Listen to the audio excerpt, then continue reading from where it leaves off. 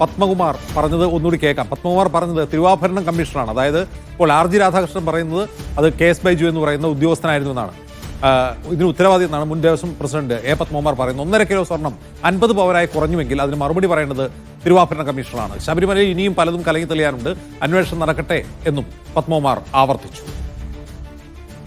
അല്ല, അതിനകത്തിപ്പോൾ ഹൈക്കോടതിക്കുണ്ടായിട്ടുള്ള സംശയങ്ങളും ഭക്തജനങ്ങൾക്കുണ്ടായിട്ടുള്ള സംശയങ്ങളും ഞാൻ ഉൾപ്പെടെയുള്ളവർക്കുള്ള സംശയങ്ങളും പരിഹരിക്കും എന്നുള്ളതിന് സംശയമില്ല. കാരണം ഇപ്പോൾ ഹൈക്കോടതി തന്നെ നേരിട്ട് വളരെ പ്രഗത്ഭരായിട്ടുള്ള അന്വേഷണ ഉദ്യോഗസ്ഥന്മാരെയാണ് ചുമതലപ്പെടുത്തിയിട്ടുള്ളത്. അവർ സത്യസന്ധമായിട്ടുള്ള അന്വേഷണം നടത്തി ഈ കാര്യങ്ങൾക്കെല്ലാം ഉത്തരം കണ്ടെത്തട്ടെ. കാരണം ഇതിപ്പോൾ 4-5-6 മുൻ പ്രസിഡന്റുമാരുണ്ട്. അതിൽ ഞാൻ മാത്രം ഇങ്ങനെ പറഞ്ഞുകൊണ്ടിരിക്കുകയാണ്. അപ്പോൾ ഇതിനകത്തിപ്പോൾ ആ ഉണ്ണികൃഷ്ണൻ പോറ്റിയുടെ പ്രശ്നം ഉണ്ടായത് ഈ ദ്വാരപാലക ശില്പങ്ങൾ കൊണ്ടുപോയത് എൻ്റെ കാലത്താണെന്നുള്ളത് ശരിയാണ്.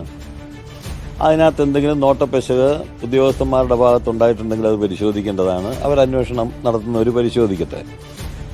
ഞാൻ വളരെ കൃത്യമായിട്ട് തന്നെയാണ് അന്ന് തന്ത്രി അദ്ദേഹത്തിൻ്റെ അഭിപ്രായം, അതുപോലെ തന്നെ ദേവസ്വം കമ്മീഷണർ റിപ്പോർട്ട്, ഇത് വെച്ചിട്ട് ആണല്ലോ നമ്മളത് തീരുമാനമെടുത്ത് കൊടുത്തിട്ടുള്ളത്.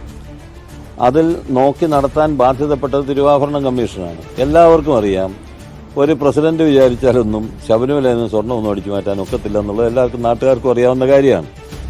അപ്പോൾ ഇപ്പോൾ എന്തായാലും ഇങ്ങനെയുള്ളൊരു സംഭവം വന്നത് അവിടെ നിന്ന് കലങ്ങി തെളിയാനുണ്ടെന്നാണ് എൻ്റെ അഭിപ്രായം. അതിൻ്റെ ഒരു കലക്കമാണ് ഇപ്പോൾ ഉള്ളത്. ആ കലക്കം മാറട്ടെ, ഈ കലക്കം തെളിയും. കലങ്ങാതെ തെളിയാൻ ഒക്കൂലല്ലോ. ഇപ്പോൾ ദേവസ്വം മന്ത്രി രാജിവെക്കണം, അല്ലെങ്കിൽ ഇപ്പോഴത്തെ ദേവസ്വം ബോർഡ് പ്രസിഡന്റ് രാജിവെക്കണം, അല്ലെങ്കിൽ പഴയ ദേവസ്വം ബോർഡ്, ഇതൊക്കെ പറയുമ്പോൾ തന്നെ ഇതിനകത്തൊക്കെ ആരാണ് എന്താണെന്നുള്ളതിനെ സംബന്ധിച്ചൊരു വ്യക്തത എല്ലാവർക്കും ഉണ്ടാവണം. ഇപ്പോൾ വിജയ് മല്യ ചുമതലപ്പെടുത്തിയ അന്ന് സ്വർണ്ണപ്പാളി വെക്കാൻ വേണ്ടിയിട്ടൊക്കെ ചുമതലപ്പെടുത്തിയവർ ഇപ്പോൾ കിലോ കണക്കിന് സ്വർണത്തിൻ്റെയൊക്കെ കണക്ക് പറയുകയാണ്. അതും പരിശോധിക്കട്ടെ. അന്നത്തെ കാലത്ത് ചെയ്തിട്ടുള്ളവരും ചെയ്യിച്ചിട്ടുള്ളവരുമെല്ലാം ഈ കാര്യങ്ങളൊക്കെ പരിശോധിക്കേണ്ട കാര്യങ്ങളാണ്. അതല്ലാതെ ഇപ്പോൾ ഞാൻ നേരത്തെ കഴിഞ്ഞ ദിവസം പറഞ്ഞതുപോലെ ഉണ്ണികൃഷ്ണൻ പോറ്റി ഒരു പീഠത്തിൻ്റെ കാര്യം പറഞ്ഞപ്പോൾ ആ പീഠത്തിൻ്റെ കാര്യം പറഞ്ഞ് ഉണ്ണികൃഷ്ണൻ പോറ്റി മാധ്യമങ്ങൾക്ക് ദൈവതുല്യനായിരുന്നു. ഇപ്പം എല്ലാവർക്കും വിജയ് മല്യയുടെ ജോലിക്കാരാണ് ദൈവതുല്യര്. ഇതെല്ലാം തെളിയണം. അത് 98 96 ഏത് കാലം മുതലാണോ അവിടെ പ്രശ്നങ്ങളുള്ളത് അതിനെ സംബന്ധിച്ച് വളരെ വ്യക്തതയോടുകൂടി തന്നെ അന്വേഷണം നടത്തി കുറ്റവാളികളായിട്ടുള്ളവരെ ശിക്ഷിക്കണം എന്ന് തന്നെയാണ് എൻ്റെ അഭിപ്രായം. ഞാനിപ്പോൾ ആ 1.5 കിലോയുടെ കണക്ക് ദേവസ്വം ബോർഡ് പ്രസിഡന്റ് ആയിരുന്ന ഒരാൾക്ക് എങ്ങനെ പറയാൻ പറ്റും? ഇതൊക്കെ തിരുവാഭരണം കമ്മീഷനല്ലേ അതൊക്കെ നോക്കേണ്ടത്. ദേവസ്വം ബോർഡ് പ്രസിഡന്റ് കിലോ കണക്കിന് തൂക്കി നടക്കുകയല്ലോ.